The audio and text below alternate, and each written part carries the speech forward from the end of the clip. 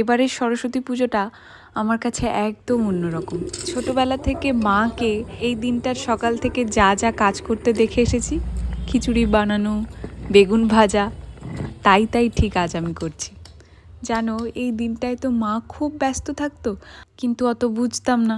খালি পেছন পেছন ঘুরতাম আর জ্বালাতাম, বলতাম তোমার ওই শাড়িটা দাও, সেই শাড়িটা দাও।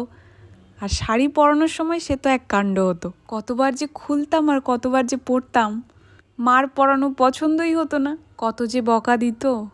সেই সকাল সকাল স্নান করা, শাড়ি পরা, স্কুলে গিয়ে পুষ্পাঞ্জলি দেওয়া, কিভাবে যেন দিনগুলো শেষ হয়ে গেল। যাই হোক, দুপুরে আমরা খিচুড়ি খেলাম, মোটামুটি হয়েছে আর কি।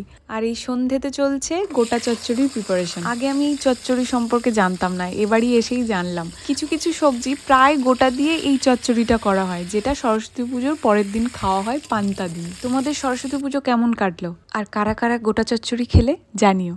চলো, সবাই ভালো থাকো, আজকে তাহলে আসি, দেখা হচ্ছে কাল।